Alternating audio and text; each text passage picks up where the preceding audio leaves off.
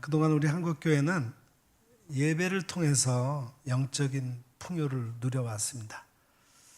주일 예배와 수요 기도회, 금요 기도회, 새벽 기도회 등 예배와 여러 집회를 통해서 우리는 정해진 시간, 정해진 장소에서 한 회중으로 모여서 하나님을 찾고 하나님의 말씀을 듣고 성찬을 나누어 왔습니다.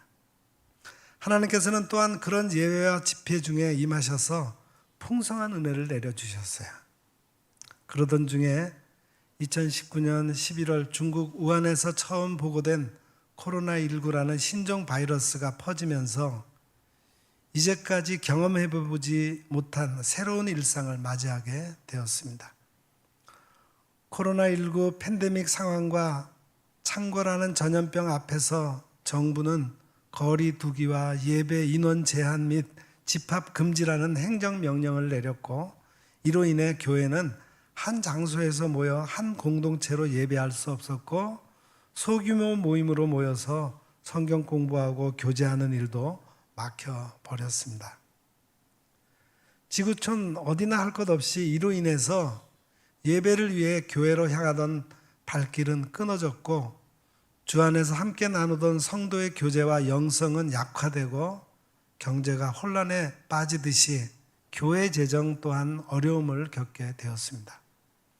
따라서 포스트 코로나 시대를 맞이하면서 한국교회는 가장 우선적으로 예배를 회복해야겠습니다.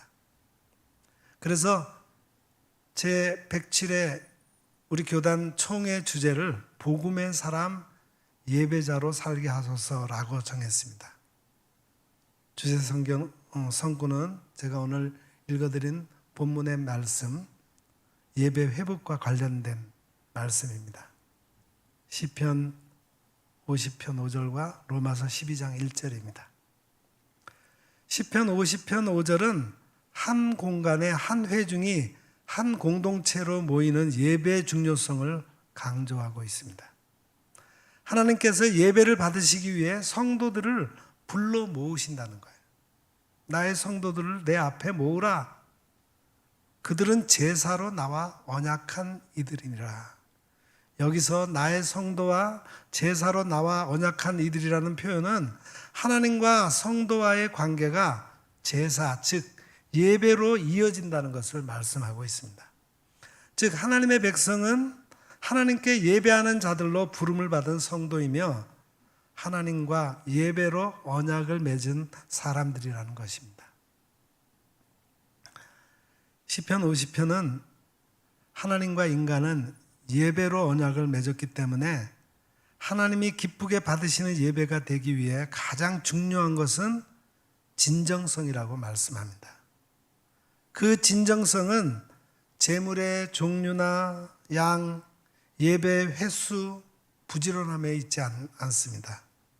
예배의 진정성은 감사에 있습니다. 기쁘고 즐거울 때만 아니라 고난과 약함 가운데서도, 심지어는 환난 가운데에서도 약할 때 강함 주시는 예배로의 부르심에 응답하여 감사함으로 하나님 앞에 나와 예배 드리는 것이 예배의 진정성이라는 겁니다. 그리고 우리는 진정성 있는 예배를 통해 하나님을 영화롭게 합니다. 그것이 바로 예배자로 사는 길입니다. 로마서 12장 1절 말씀은 그러므로 형제들아 내가 하나님의 모든 자비하심으로 너희를 권하노니 너희 몸을 하나님이 기뻐하시는 거룩한 산 제물로 드리라. 이는 너희가 드릴 영적 예배니라. 이렇게 기록되어 있습니다. 구약의 제사는 희생 제물을 죽여서 살과 피로 드리는 제사였습니다. 그러나 사도 바울은 신약의 제사는 구약과 다르고 희생 제사가 아닌 새로운 개념을 우리에게 제시하고 있습니다. 즉 예배를 드리는 우리 자신을 거룩한 산 제물로 하나님께 드려야 한다고 말씀합니다. 거룩한 산 제물이 된다는 것은 한편으로는 타인을 위하고 존중하며 함께 기뻐하고 반응해지며 타인을 위해 희생하는 삶의 실천을 의미합니다. 내 자존심이 망가지고 스타일이 구겨져도 아무런 보상이 내게 없을지라도 하나님의 목적을 이루고 하나님의 뜻이 이루어지면 기뻐할 수 있는 것, 그것이 일상 속에서 거룩한 산 제물로 살아가는 삶입니다. 구약의 희생제사는 죄로 인해 끊어진 하나님과의 관계를 회복하는 일인데, 우리 주 예수 그리스도께서는 이미 십자가의 사건을 통해서 단번에 영원한 제물을 드려 하나님과의 관계를 화목하게 하셨고, 하나님 앞으로 나아가는 새로운 생명의 길이 되어주셨습니다. 하나님께서는 독생자 예수님을 주시기까지 세상을 사랑하시고 예수 그리스도 또한 인류를 구원하기 위해 십자가를 지는 데까지 순종하고 돌아가셨습니다. 그럼에도 불구하고 세상은 겸손해지지 않으며 힘과 재물을 과시하고 자기를 드러내려고 합니다. 하나님의 뜻을 따라 세상을 사랑하기 위해서는 내가 희생하고 내가 품어주고 나의 힘을 내려놓아야 합니다. 최고의 예배 모델은 예수님께서 십자가에서 보이신 순종과 죽음입니다. 예배는 사랑으로 역사하시는 하나님을 만나는 것이므로 예배를 제대로 드리면 하나님을 만나게 되고 그로 인해서 참된 사랑을 실천할 수 있게 되는 것입니다. 로마서 12장 2절은 너희는 이 세대를 본받지 말고 오직 마음을 새롭게 함으로 변화를 받아 하나님의 선하시고 기뻐하시고 온전하신 뜻이 무엇인지 분별하도록 하라, 그렇게 기록되어 있습니다. 참된 예배는 세상으로 확장되어 나가는 거예요.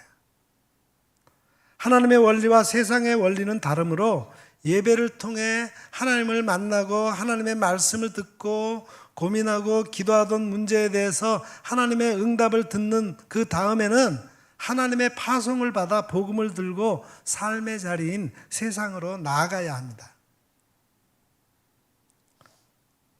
자신을 산 제물로 하나님께 영적인 예배를 드린 자들은 예수님의 부르심과 같이 세상의 빛으로 살아갑니다. 그리스도의 몸된 교회인 우리가 복음의 말씀을 따라 세상에서 살지 않으면 역으로 세상의 논리가 교회 안으로 들어오게 됩니다. 하나님께 예배하는 자는 복음의 사람이며 예배자로 산다는 것은 이미 우리 가운데 임재하셨으나 아직 완성되지 않은 하나님의 나라를 이 땅에 구현하며 살아가는 것입니다. 그것이 하나님이 기뻐하시는 거룩한 산 제물로 자신을 드리는 진정한 예배의 삶을 사는 것입니다.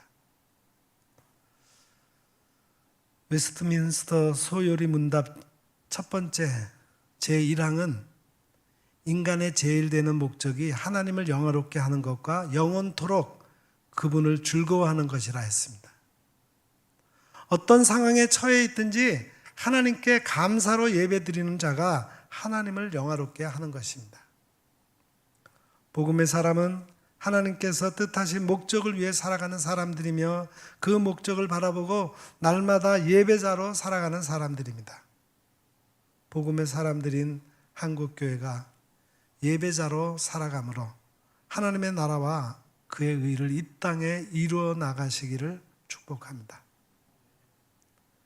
이제 우리 교회도 총에 발 맞추어서 예수 그리스도의 복음을 전하는 사람으로서 먼저 하나님 앞에 온전한 예배를 드리는 예배자로 살아갈 수 있기를 기원합니다.